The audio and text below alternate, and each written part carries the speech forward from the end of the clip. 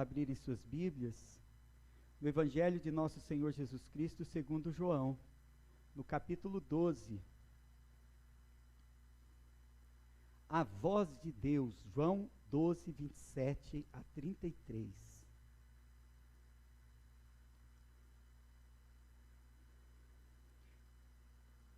A voz de Deus é o título dessa mensagem. O tema da mensagem é o sacrifício de Cristo. Enquanto os irmãos encontram, folheiam suas Bíblias e se localizam, João 12, 27 a 33, aqui nós encontramos a síntese dos aspectos da teologia joanina, nesta passagem. A soterologia de João. A grande doutrina provada nessa passagem é a imputação do pecado do homem a Cristo, a fim de que a justiça de Cristo fosse imputada ao homem, ou a nós. E forte escatologia nós encontramos no apóstolo João. Ele apresenta a substituição de Jerusalém terrena e do templo no Monte Sião pela Jerusalém celeste e pela presença de Deus em Cristo. Então essa é uma síntese da doutrina desse capítulo. E eu convido você a meditar no texto da palavra de Deus comigo, para que nós entendamos essa doutrina e também a sua aplicação a nós. João 12, 27 a 33. Todos encontraram? Estão preparados?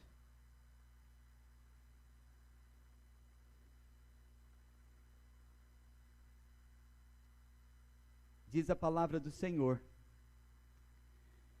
agora está angustiada a minha alma. E que direi eu? Pai, salva-me desta hora? Mas precisamente com esse propósito vim para esta hora. Pai, glorifica o teu nome. Então veio uma voz do céu: eu já o glorifiquei e ainda o glorificarei. A multidão, pois, que ali estava, tendo ouvido a voz, dizia ter havido um trovão. Outros diziam: foi um anjo que lhe falou. Então explicou Jesus: não foi por mim que veio esta voz, e sim por vossa causa. Chegou o momento de ser julgado este mundo, e agora o seu príncipe será expulso. E eu, quando for levantado da terra, atrairei todos a mim mesmo. Isto dizia, significando de que gênero de morte estava para morrer. Mais uma vez, irmãos, vamos orar.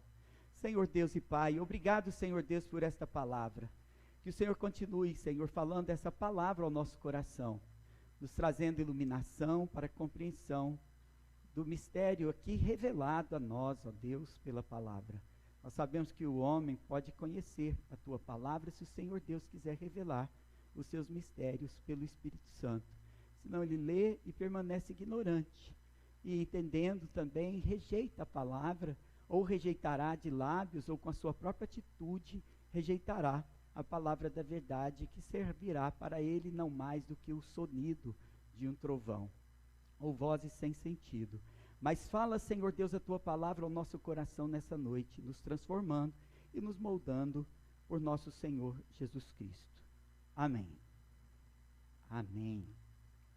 Irmãos, esse texto prova o que Pedro quis dizer acerca das epístolas e também das demais escrituras, quando escreveu que há certas coisas difíceis de entender, em 2 Pedro 3,16. Ao falar acerca destes assuntos, como de fato costuma fazer em todas as suas epístolas, nas quais há certas coisas difíceis de entender, que os ignorantes e estáveis deturpam, como também deturpa as demais escrituras para a própria destruição deles. Então, semana passada foi noticiado o naufrágio de um submarino, do qual morreram pessoas experientes e milionárias, que desafiavam as profundezas do oceano.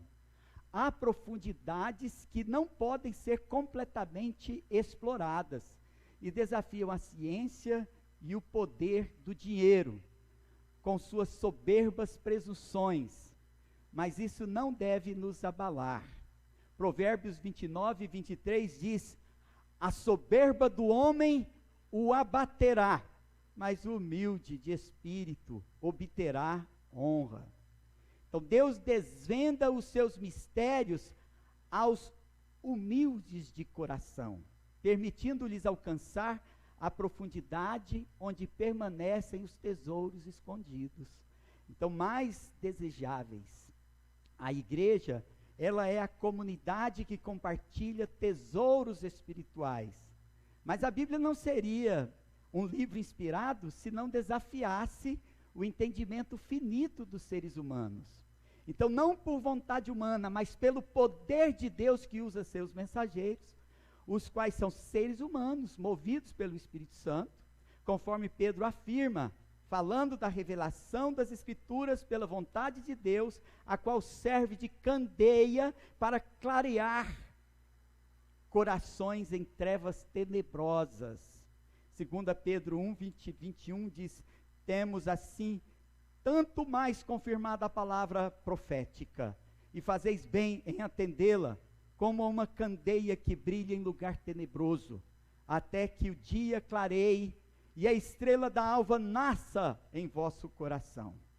Sabendo primeiramente isto, que nenhuma profecia da Escritura provém de particular elucidação, porque nunca, jamais qualquer profecia foi dada por vontade humana. Entretanto, homens santos falaram da parte de Deus, movidos pelo Espírito Santo. Então nós percebemos que o conhecimento da palavra de Deus vem sempre por revelação, por uma obra da graça, operando neles ou naqueles que buscam a palavra profética, o Espírito Santo. Então, apesar de todas as dificuldades, de tal modo, pessoas iletradas facilmente compreendem o que Deus tem revelado aos humildes, e permanece esse mistério e tais tesouros escondidos dos soberbos. Então, nessa passagem, com a iluminação do Espírito Santo, poderemos recolher lições maravilhosas de considerável importância. Não sejais soberbos, purificada então a vossa consciência de todo orgulho e presunção humana, faça-se sincera investigação, a fim de obter resposta às perguntas. O que realmente deixou Jesus angustiado? Qual será o seu proveito pessoal da voz de Deus? Será que ouviremos a sua voz como um trovão?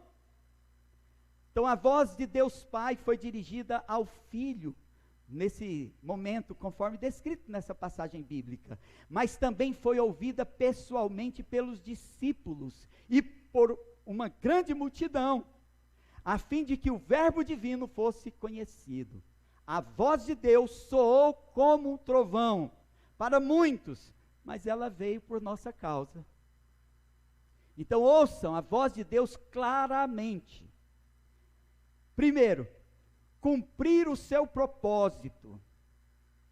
Peço para tirar a miniatura da transmissão para isso. Cumprir o seu propósito. Ótimo. Glorificar o seu nome. Terceiro, julgar o mundo.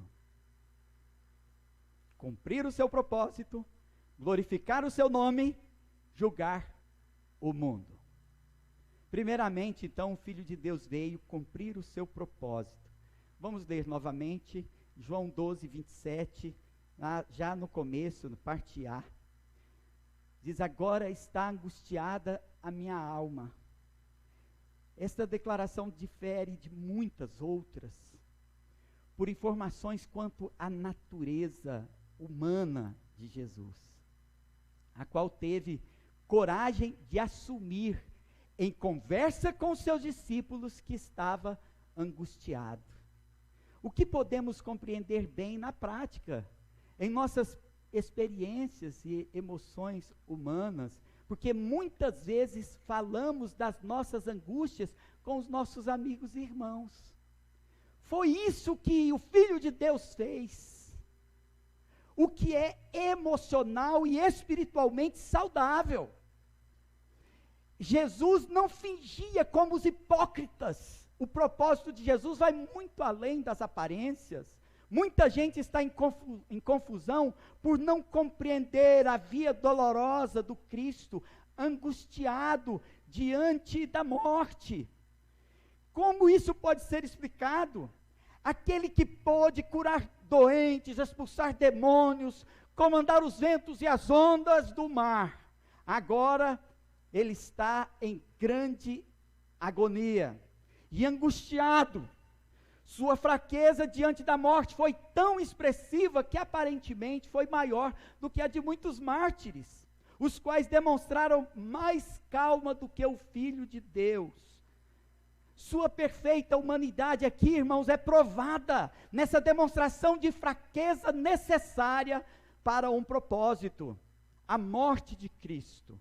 Ela não pode ser concluída tão somente como um martírio, nem comparada com a morte dos mártires, mas é sem dúvida um grande exemplo de sacrifício, mas muito mais do que um sacrifício. Por mais que tenha sido extremamente dolorosa a morte do nosso Senhor, por si mesma não explica o problema da angústia da sua alma aqui ou no Getsêmani. Então, na parte B, João 12, 27, ele diz: e que direi eu? Pai, salva-me desta hora. Jesus está agoniado, como se dissesse: Deus me livre, se vim para fazer o que Ele me mandou, como posso pedir Deus me livre, se foi Ele mesmo que me mandou, que foi para isso que eu vim. A agonia de Jesus também pode ser comparada ao trabalho de parto. Ele se angustiava à medida que se aproximava da sua hora. Nós somos informados que ele estava determinado a cumprir a missão recebida do Pai. No entanto, sua determinação não diminuía face à oposição das suas emoções. Jesus, de carne e sangue, está dizendo que mesmo angustiado não diria: salva-me desta hora. E na parte C do mesmo versículo 27, que os irmãos estão acompanhando em suas Bíblias, diz mais precisamente: com este propósito, vim para esta hora.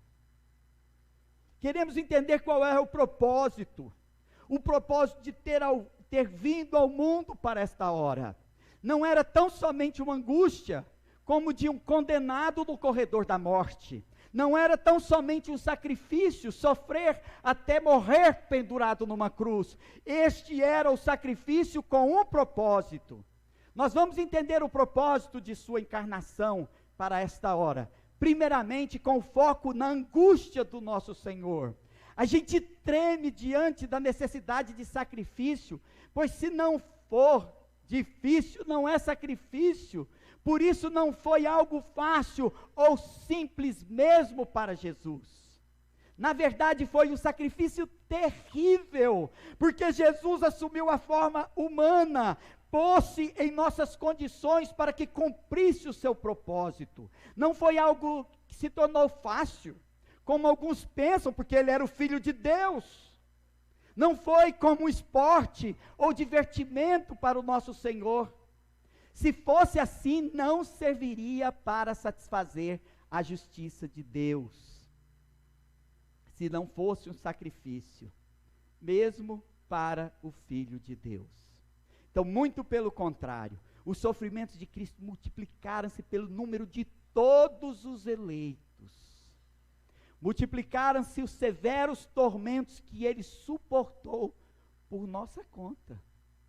Por isso não é possível falar da sua morte sem explicar o propósito da encarnação, quando ele tomou sobre si a nossa culpa. Era necessário que ele sentisse em seu próprio corpo e alma a dor terrível do juízo de Deus, o qual era contra nós por causa do nosso pecado. Jesus encarnado estava ali, pleno de emoções humanas. Sua natureza divina estava oculta e já não exercia força alguma. Ele se entregou por nós ali, se esvaziou, a fim de fazer expiação pelos nossos pecados e satisfazer a justiça de Deus.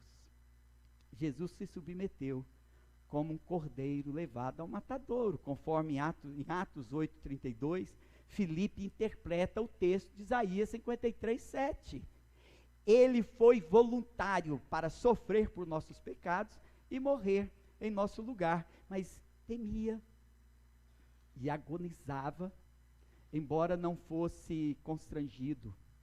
Cristo se ofereceu por sacrifício de livre vontade. Este é um fato absurdamente negado.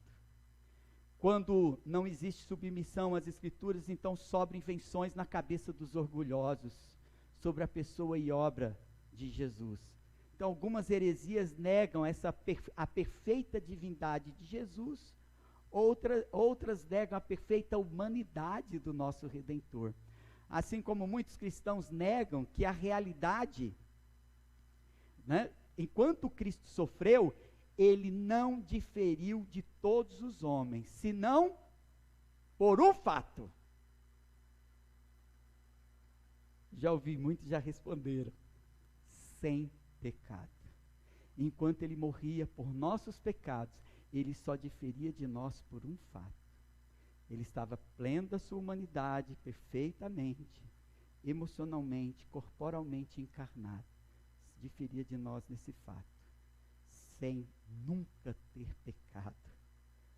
Essa negação da perfeita humanidade de Cristo serve de pretexto à própria desobediência diante do sofrimento. E, se for preciso, diante da morte. Infelizmente, ao negar a perfeita natureza humana de Jesus, eles negam a legalidade do sacrifício.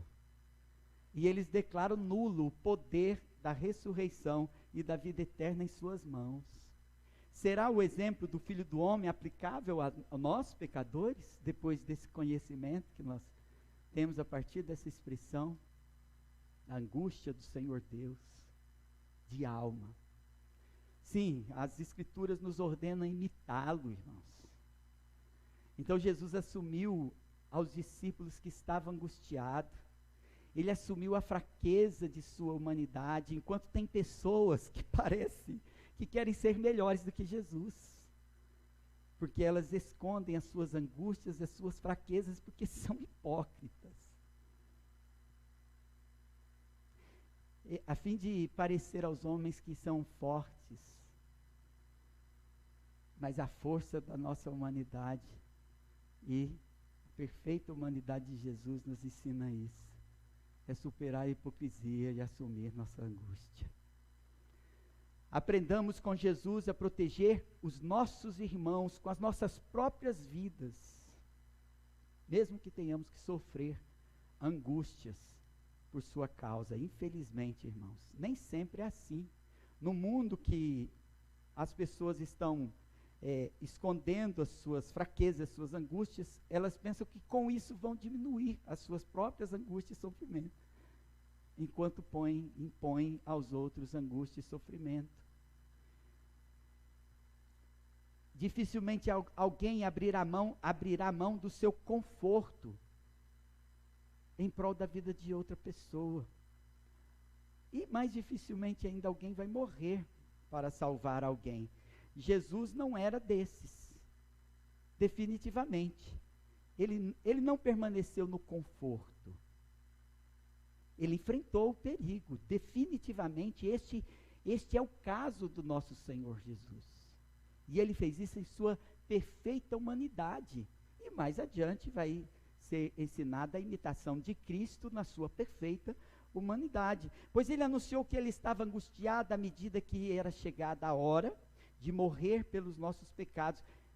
Não foi hipócrita, ele não se acovardou, não desistiu, ele não desceu da cruz. Cristo nos ensina, pelo seu exemplo de humanidade perfeitamente imitável, que mesmo que nós tenhamos que sofrer perseguições, nós devemos estar prontos, a mesmo angustiados, não negar o nome do nosso Senhor. E diante da nossa própria morte, perseverar até o fim. E os discípulos que o conheceram ou que conheceram os apóstolos que andaram com ele, entenderam muito bem isso. Enquanto sofre como homem, nesse quesito ele difere de nós, tão somente pelo fato de não ter pecado.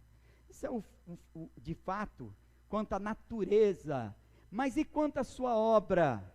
Somente Cristo é o Cordeiro de Deus que tira o pecado do mundo.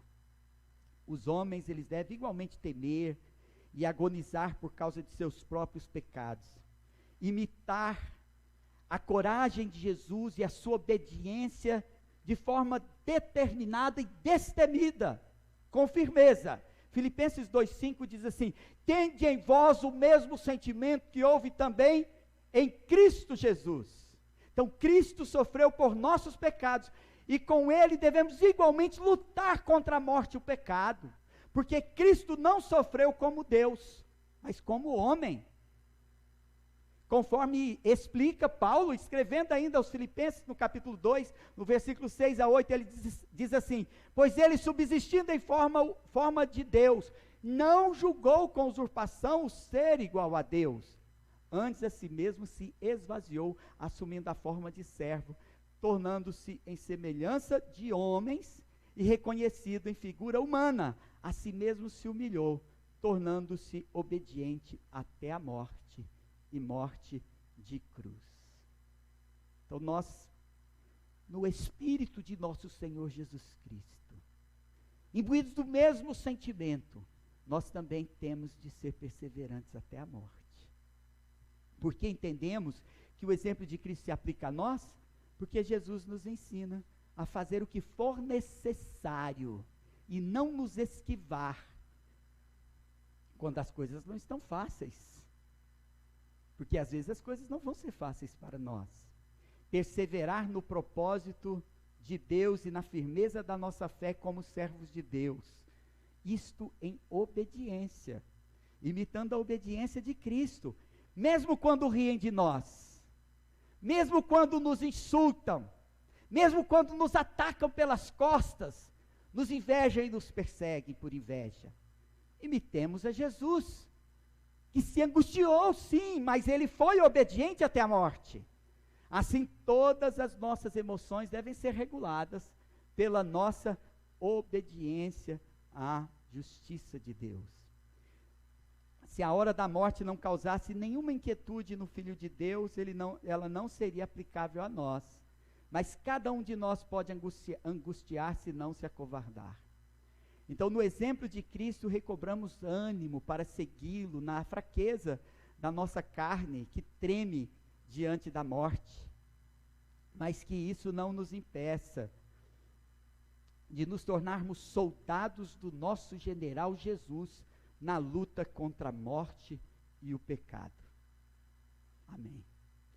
O sermão não terminou ainda, foi só o primeiro tópico.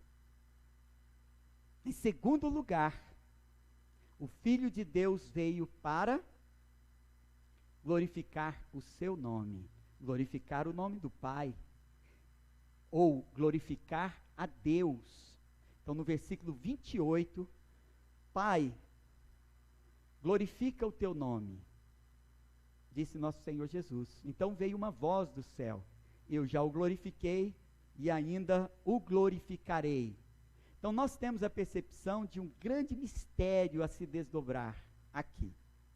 Eu não falo da Trindade, vocês devem estar percebendo ela a cada momento nessa passagem. Porque este não é o tema desse sermão, eu refiro-me a poderosa batalha mental em nosso bendito Salvador.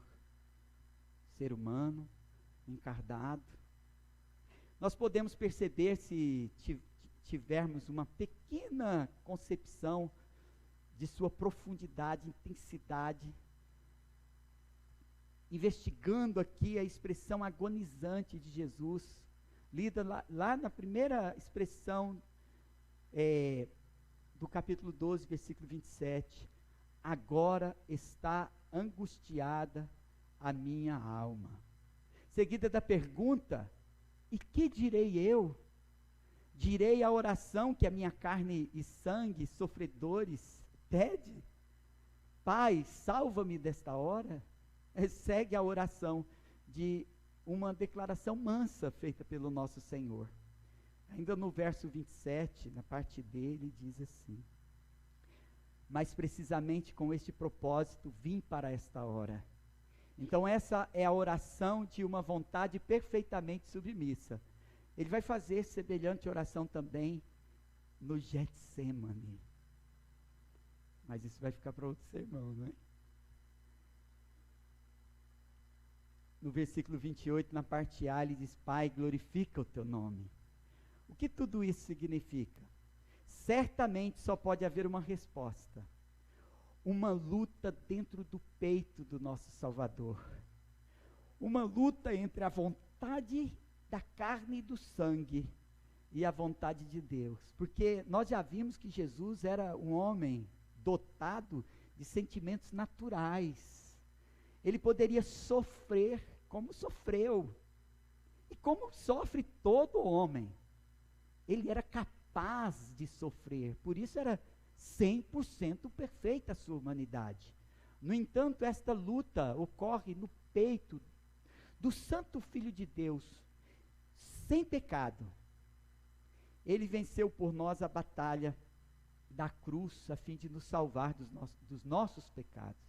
1 João 3,5, o apóstolo escreve: sabeis também que ele se manifestou para tirar os pecados, e nele não existe pecado.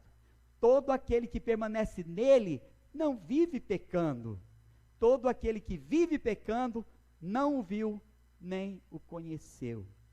Então a vontade da carne e do sangue não pode glorificar a Deus. Então por isso nós devemos subjugar a vontade da nossa carne e do nosso sangue. Esse versículo revela que Jesus prefere a glória de Deus a todas as demais coisas, inclusive a sua própria vida. Então, com foco na glória de Deus, ele estava pronto a suportar com paciência tudo que fosse necessário, mesmo que fosse angustiante e desagradável. Então, ninguém deve pensar que só pode glorificar a Deus fazendo coisas agradáveis para si. Que hoje nós temos a religião do prazer, onde as pessoas saem procurando igrejas que elas façam menos e recebam mais mimos. Igrejas que elas são muito bem servidas e possam usufruir, mas não precisam servir, nem frutificar nada lá, ali. Pode entrar e sair, como se nada tivesse acontecido, como se não existisse corpo de Jesus Cristo. Ninguém deve pensar que só pode glorificar a Deus fazendo a sua vontade, satisfazendo os seus caprichos e vaidades. Nós temos nesse verso um grande milagre. A voz de Deus é ouvida. Mas essa voz de Deus não é ouvida igual a gente ouve gente dizendo que ouve a voz de Deus por aí. Você ouviu? Não, eu não. Mas a pessoa diz: eu ouvi a voz de Deus. Quando Jesus Cristo ouviu a voz de Deus, isso aconteceu pelo menos 3 vezes. Quando Jesus Cristo ouviu a voz de Deus? Mas de que voz eu me refiro nessa passagem, que é uma das vezes? Em João 12, 28, então veio uma voz do céu. O que a voz do céu disse? Eu já o glorifiquei e ainda o glorificarei. Como se dissesse: consumarei que comecei. Como escreve o salmista: o que a mim me concerne, o Senhor levará a bom termo. A tua misericórdia, ó Senhor, dura para sempre. Não desampares as obras das tuas mãos. Então a cruz era um escândalo, mas Deus diz agora que a morte de Cristo será gloriosa. Ou seja, pela sua morte, o Pai seria glorificado por Ele mesmo, porque nela o Pai glorifica o seu nome. A maravilhosa voz de Deus foi ouvida 3 vezes, como eu disse, uma delas nós acabamos de ler. Nas margens do Rio Jordão, também por ocasião do batismo de Jesus, foi ouvida a voz de Deus. No monte da transfiguração, onde Jesus orava com seus discípulos, Foi ouvida a voz de Deus. Foi ouvida a voz de Deus pelos presentes, não somente por João Batista, apesar de que nem todo mundo que ouve a voz de Deus tem alguma utilidade para ele. Alguns ouviram a voz de Deus como um trovão. Nós vamos ver nessa passagem que alguns discerniram que um anjo falava com ele. As testemunhas da voz de Deus Pai foram seus profetas, os discípulos, e uma grande multidão de judeus incrédulos. Porque a voz de Deus ter sido ouvida nessas ocasiões, nós ficamos aqui a conjecturar. Mas o conteúdo da voz de Deus deve importar mais. Porque se Deus falou, então o que ele falou é que é importante para nós. Os que creem no que diz as Escrituras hoje são igualmente guiados pela voz de Deus. Ouvir a voz de Deus é uma experiência do coração do Filho de Deus em relação à sua íntima, ininterrupta comunhão com o Pai. Então, ao longo do seu ministério terreno, certamente Jesus Cristo tem ouvido a voz de Deus outras vezes. Porque não houve um só momento que o Pai não estivesse com ele, irmãos. Então a voz de Deus confirmou toda a aprovação do Filho pelo Pai. Então aqueles que andam em íntima comunhão com o Pai, eles ouvem a voz de Deus, mas não ouvem a voz de Deus como um trovão. Eles não ouvem como se anjos falassem com eles. Eles ouvem a voz de Deus claramente, distintamente das vozes possíveis. Então, com sinais e ações poderosas realizadas pelo Filho em nome de Deus, nós podemos confessar que essa voz misteriosa expressa uma admiração inexplicável, condizente com o conteúdo relacionado à natureza divina de Jesus, porque ele dá testemunho de quem é Jesus, o Filho amado em que ele tem prazer. Também diz a ele ouvir, como disse no batismo, também disse no Monte da Transfiguração. Jesus, 100% Deus e 100% homem, Deus não o glorificaria se ele não fosse um com o Pai. Então o Pai é glorificado no Filho e o Filho é glorificado no Pai. Jesus Cristo vai dizer isso mais tarde. Então no versículo 29, a multidão, pois ali estava e tendo ouvido a voz, dizia ter havido um trovão, outros diziam foi anjo que lhe falou. Então aquela multidão não discerniu a voz de Deus, senão como sonido, um barulho de trovão. Alguns vão ficando tão insensíveis à voz de Deus, que a voz de Deus não passa de sons confusos.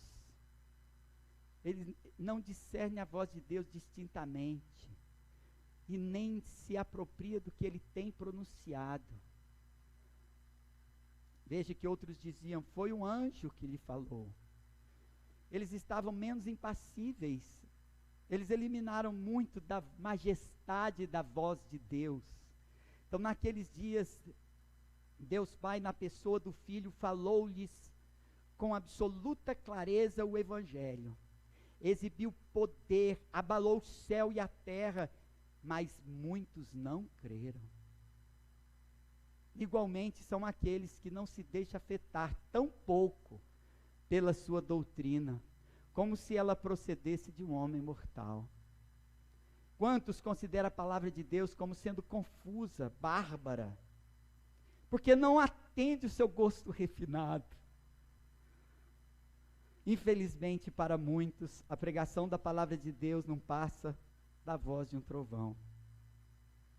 Aquela voz soou no céu, sem qualquer proveito e vantagem pessoal para eles. Mas a menção aqui à multidão se refere não a todos que estavam presentes, porque ali havia os apóstolos, que não interpretaram mal a voz de Deus. Mas o apóstolo ressalta o que geralmente muitos fazem entre nós. Embora ouçam a palavra de Deus, não compreendem, ou ela não tem proveito para eles. Por isso, não obedecerão e não serão salvos.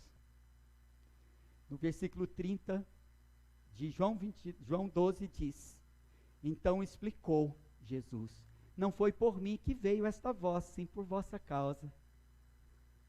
Daqui a gente, é claro que não é tema do nosso sermão, mas o presbiteriano não consegue pregar nenhum sermão sem falar da eleição e predestinação.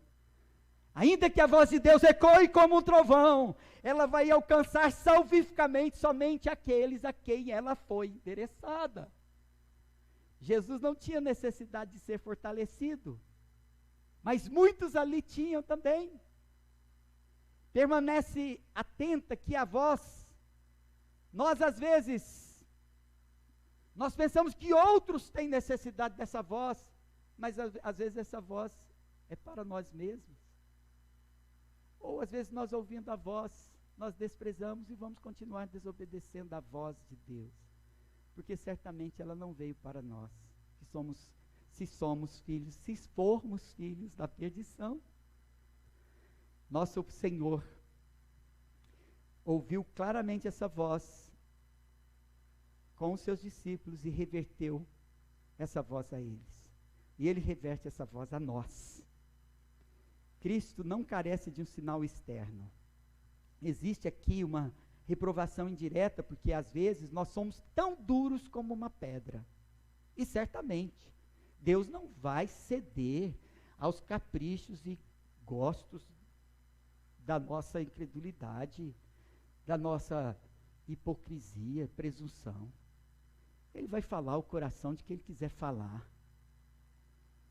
Vai falar no nosso coração, se Ele preparou nossos corações, que Ele prepara a terra e a semente. Não é porque somos tão surdos como uma pedra, que a voz não é de Deus. Às vezes a voz é de Deus, mas muitos não podem ouvir. Outros ouvindo não podem distinguir. Outros ficam confundidos.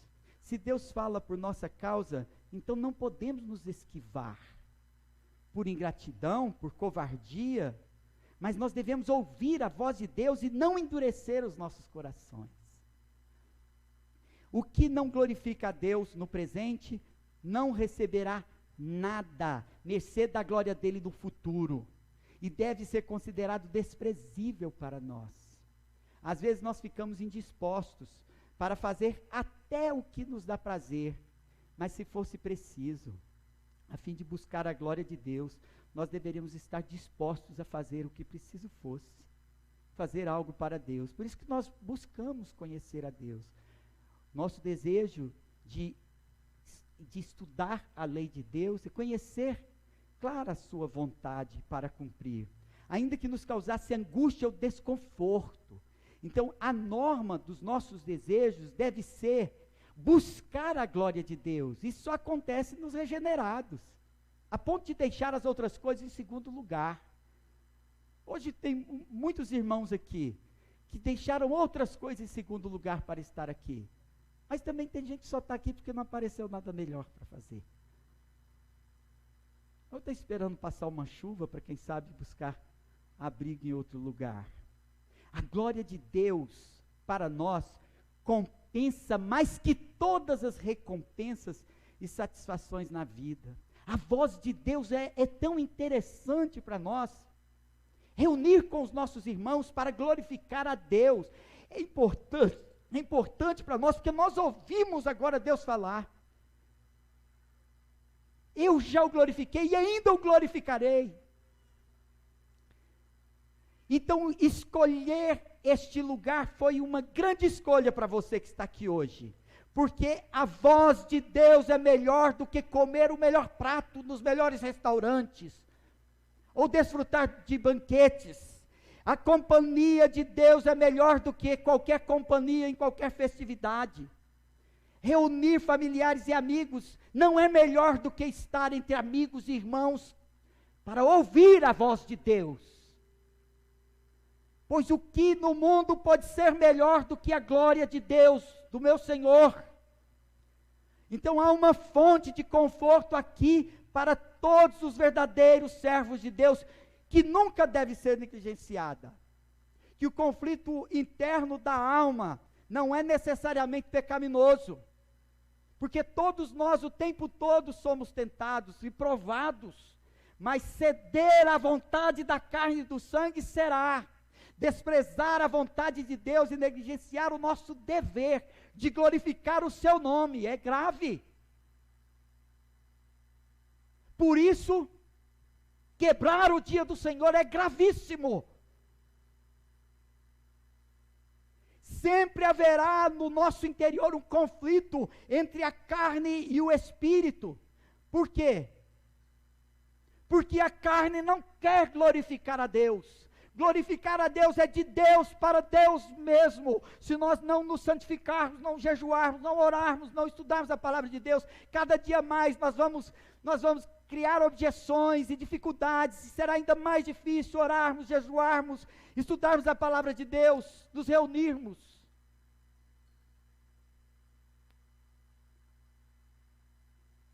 Experiência de todos os cristãos. Quando nós nos unimos para glorificar o seu nome, nós nos animamos. E essa palavra veio para os animar. E vem para nos animar também a não dar lugar à incredulidade, e não deixarmos que algo roube a nossa paz. Exceto desânimo sem fé, consciência culpada que não se arrepende. Nós devemos resistir à fonte do pecado, ou resistir ao pecado na fonte, no nosso interior. Então nós devemos confessar os nossos pecados, para que sejamos perdoados. Mas o fato de haver uma luta em nossos corações, para obedecermos à vontade de Deus e glorificarmos o seu nome, não é em si pecaminoso, exceto quando nós, de forma negligente, deliberadamente resolvemos, porque preferimos a glória de outra casa, a glória de outro nome. O crente que glorifica o nome do seu Senhor, ele pode ser conhecido por sua guerra interior e também pela sua paz interior. Então ouça a voz de Deus bem clara e distintamente. Ela vem julgar o mundo. João 13:31, que diz a palavra de Deus: chegou o momento de ser julgado este mundo, e agora o seu príncipe será expulso. Então Jesus disse: chegou o momento. Em outro lugar ele diz, João 3:17, pois Deus mandou o seu filho para salvar o mundo, não para julgá-lo, mas agora ele diz o contrário. Certamente Jesus veio para salvar o mundo, mas isso implica o inevitável, que o mundo que não deseja ser salvo, está sob terrível julgamento. Nosso Salvador traz a revelação do futuro, deste momento implacável de grande julgamento, quando aquele que o tem rejeitado, está sendo julgado. Mas ele sabe de todas as coisas no começo. Esse julgamento já aconteceu. Jesus falava quando ele estava para ser morto, com a glória de ter alcançado a vitória, de haver obtido sucesso, não somente sobre o medo, mas sobre a própria morte. Jesus é o mesmo, tanto o Salvador do mundo, quanto o juiz do juízo final. Não se engane com esse Jesus hippie que está sendo apresentado no mundo. Jesus vem, hoje ele veio para salvar o mundo. Ele determinou o tempo para que nós nos arrependêssemos e nos voltássemos para ele. Mas haverá um momento que ele vem como juiz, e se sentará no trono para julgar as nações. Jesus é o mesmo, o Salvador e o juiz do juízo final. E a palavra juiz, ela tem ganhado um tom negativo, mas pode denotar uma grande reforma. Tem muita gente esperando um mundo maravilhoso. Tem muita gente esperando a solução para os problemas da humanidade. Estão trocando o Deus verdadeiro por um Deus falso. O juízo que põe, é o juízo de Deus que põe o mundo em ordem. Onde não há justiça, impera a desordem. Mas o juízo de Cristo vai trazer no futuro a restauração do mundo, da ordem no mundo. Então o mundo segue seu curso até que a justiça de Deus vem reduzi-lo a nada. Portanto, a renovação do mundo, ela deve ser precedida também pela mortificação da nossa carne. Porque tudo que você preza, a gente, às vezes, tem aquela preocupação com a vida mais do que com os bens. E a gente fala assim, vão-se os anéis. Quem conhece esse ditado? Vão-se os anéis, ficam os dedos.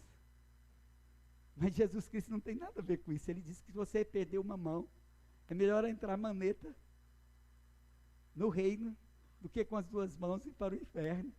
Nós valorizamos muito a nossa vida, e certamente a vida é um presente, é uma graça de Deus. Mas acima dela está a vida do futuro. Cristo declara que o reino de Satanás será completamente destruído, mas ele fala que esse é o reino do mundo. Então disse Jesus, e agora o seu príncipe será expulso. Então a desordem no mundo, certamente, ela é consequência do domínio tirânico de Satanás que usurpou o trono. Mas quando ele for expulso, o mundo será colocado sob a obediência e governo de Deus. Então Satanás será expulso. Mas alguns pensam assim, mas ele não disse que seria na cruz? Como ele não cessa de deflagrar guerra? Então nós devemos entender tal expulsão não ocorreu senão por um breve momento, mas ainda será definitiva.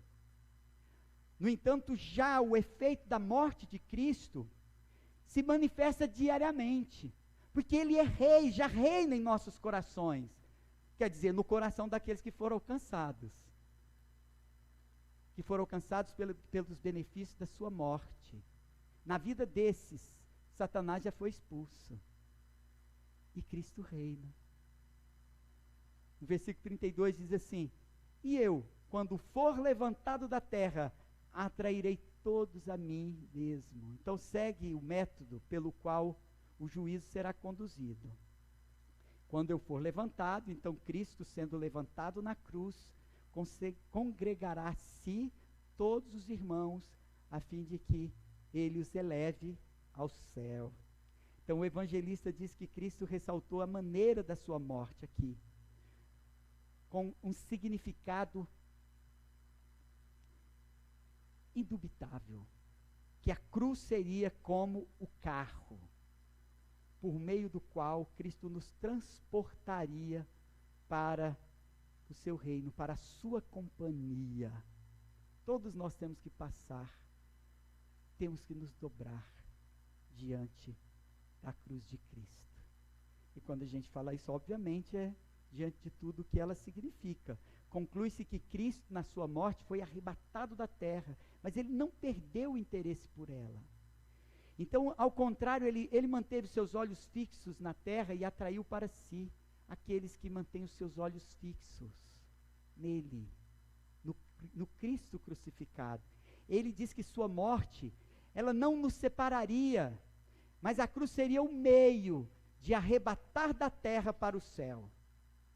Então essa experiência que tem o seu aspecto escatológico no futuro, ela já é a realidade espiritual daqueles que o reino de Deus é uma realidade dentro de seus corações.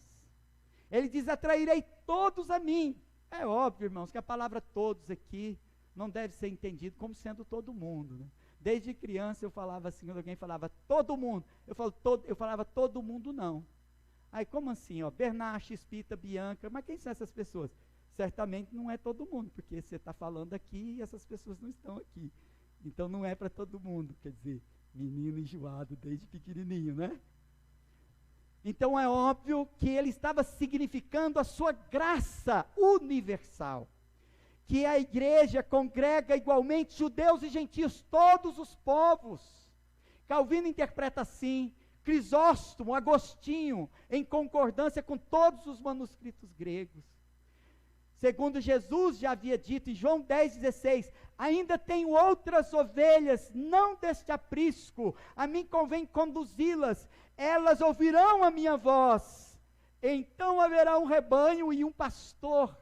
Certamente o significado da sua morte, como sacrifício pelos pecados, exposto aqui nos versos 32 e 33, é uma grande profecia também de ajuntamento daqueles que foram beneficiados pelo sangue do Cordeiro que ali na cruz foi derramado.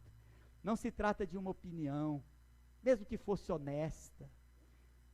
Interessa-nos o que está revelado nas Escrituras. No versículo 32 diz, isto dizia, significando de que gênero de morte estava para morrer. Então o significado da morte de Jesus Cristo está naquilo que Jesus Cristo disse nos versículos anteriores, que nós temos meditado até agora. Então a doutrina do Cristo crucificado, exaltado pela voz de Deus, ela tem um efeito sobre toda a humanidade, de salvação e de julgamento também. Quando ele fala de ser levantado e atrair para si, a palavra encarnada revela que a pregação é a voz de Deus daí por diante, anunciando o mistério da morte de Cristo na cruz, e ela tem o efeito de atrair multidões de todas as nações para crer nele, para recebê-lo como Salvador. Então, ao ser crucificado por nós, não ascendendo ao trono temporal, Jesus estabeleceria seu reino no mundo e reuniria os seus escolhidos. E isto tem acontecido há mais de 20 séculos. É a história da igreja prova abundante disso aqui. Sempre que o Cristo crucificado foi pregado e a história da cruz foi contada, as almas foram convertidas e atraídas para Cristo em todas as partes do mundo, assim como as limárias do ferro são atraídas ao ímã. A alegria da salvação está na pregação da cruz, e a cruz é o terror, o desespero também daqueles que mantêm os seus corações endurecidos diante da palavra.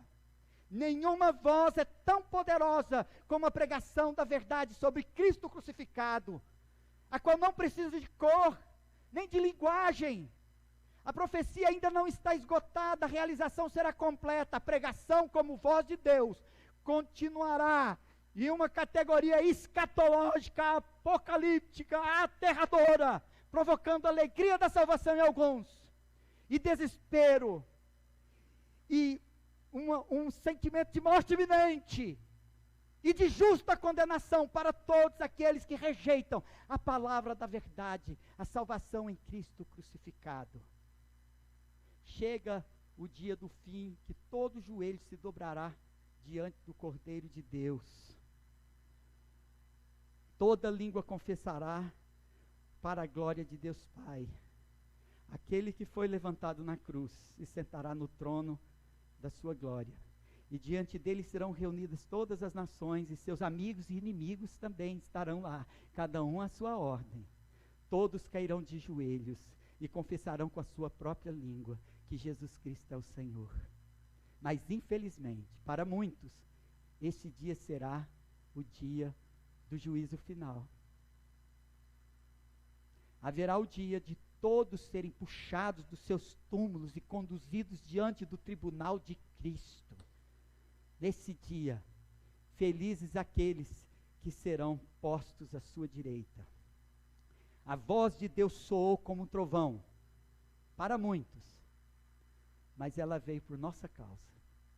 Ouça a voz de Deus claramente, cumprir o seu propósito, glorificar o seu nome, julgar o mundo. Então, quem pode ouvir a voz de Deus?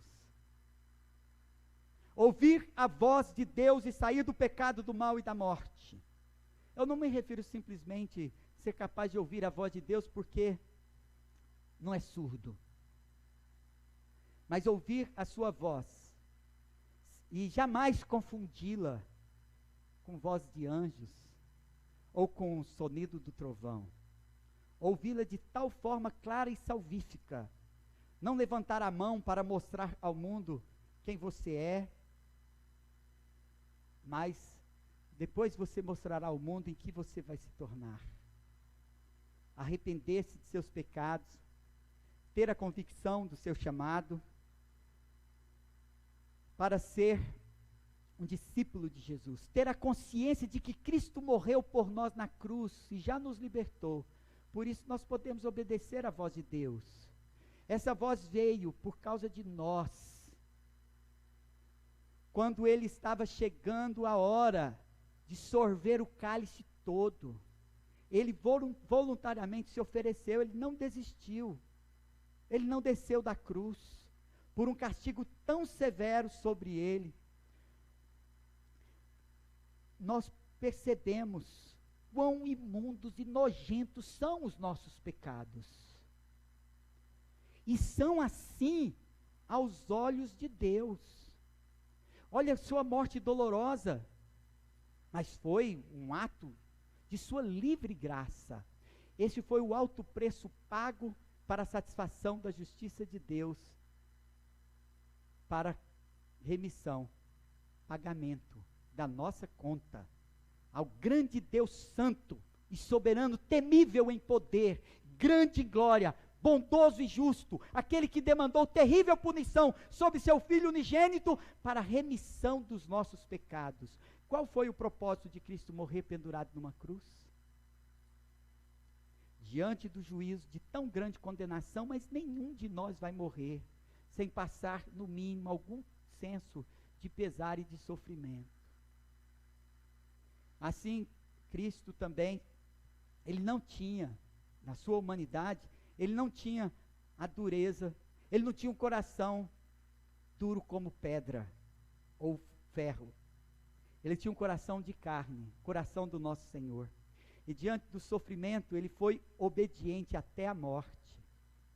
Então sua voz vem chamar a todos os remidos, a fim de que nós nos arrependamos das nossas covardias, da nossa hipocrisia, inveja, ciúmes. Eu poderia listar outros pecados, né, mas a cada dia fica mais difícil mencionar pecados. Mas você sabe, porque o seu coração não te engana. Ele vem remir, ele vem perdoar o seu pecado e te reconciliar com o Pai. E você pode se refugiar na graça, sob o sangue do Filho de Deus, abrigar-se no amor de Deus Pai, em seu Filho, Jesus Cristo. Pois tudo o que ele fez para a glória do seu nome, não do seu. A gente está acostumado a falar, mas Jesus Cristo fez tudo isso por mim, como ele me ama. Não, certamente que ele te ama. Deus te ama. Mas ele fez para a glória do seu nome. Arrependa-se, sejam perdoados, salvos, reconciliados. Sejam menos egocêntricos. Olhem para Deus como criaturas dependentes da sua graça. E se você entendeu essa mensagem, glorifique o nome de Deus. Porque essa voz veio para você. Porque tem muita gente que ouvindo não vai fazer a menor diferença. Arrependa-se de seus pecados, a fim de que, onde ele estiver, vós também estejais com ele. E encontremos com ele salvação e vida eterna. Amém. Senhor Deus e Pai, Deus santo e soberano, digno de todo louvor e de toda glória, Deus Pai todo-poderoso, Criador dos céus e da terra, não há Deus semelhante a Ti. Um só Deus com o Seu Filho, Jesus Cristo, nosso Senhor, que morreu por nossos pecados e por Seu sangue remidor, nos reconciliou consigo mesmo e nos concedeu os dons da Sua graça, juntamente com o Espírito Santo da promessa, pelo qual nós cremos e nos rendemos a Ti, Senhor Deus, para que o Senhor perdoe os nossos pecados e nos reconcilie consigo, para viver e andar neste caminho, na presença do Senhor Jesus Cristo. para que a voz do Senhor jamais se aparte de nós. E andando com Ele, estejamos com Ele, onde Ele estiver. Em nome de Jesus. Amém.